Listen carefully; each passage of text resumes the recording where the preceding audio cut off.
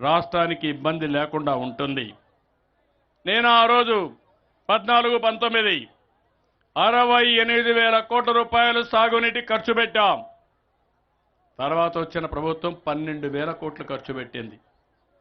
Establishment కూడా పెట్టలేకపోయారు.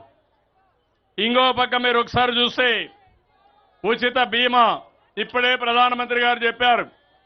దాన్ని మొత్తం నాశనం చేశారు. డబ్బులు కట్టకుండా 3 ఏళ్లు నాశనం చేసి మళ్ళీ ఉచిత బీమా పథకాన్ని ప్రవేశపెట్టిన పార్టీ తెలుగుదేశం ఎన్డీఏ అని చెప్పి కూడా నేను మీకు తెలియజేస్తున్నా.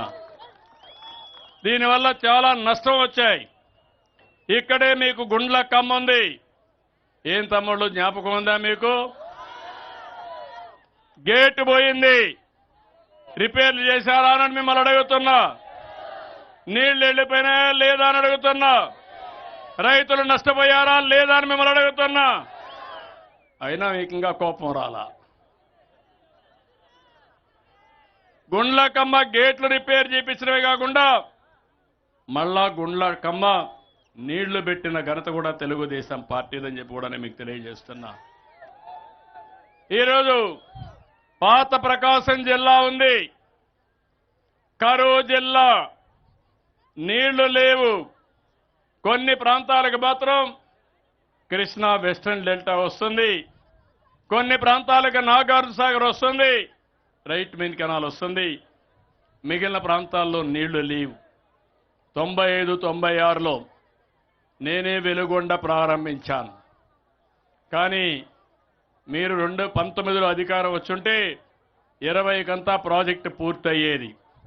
దాన్ని పూర్తిగా నిర్వీర్యం చేశారు. ఇప్పుడు నేను హామీ ఇస్తున్నా, రాబోయే సీజన్కి ఫేజ్ 1 పూర్తి చేసి కృష్ణా జలాలు ప్రకాశం జిల్లాకు తీసుకొచ్చే బాధ్యత, వెలుగొండ పూర్తి చేసే బాధ్యత ఈ ప్రభుత్వాన్ని. దీనివల్ల చాలా వరకు లాభం వచ్చే పరిస్థితి వస్తుంది. ఈరోజు రాష్ట్రంలో మీరు చూస్తే నేను ముందే చెప్పా, అన్ని రిజర్వాయర్లకు నీళ్లు ఇచ్చాం.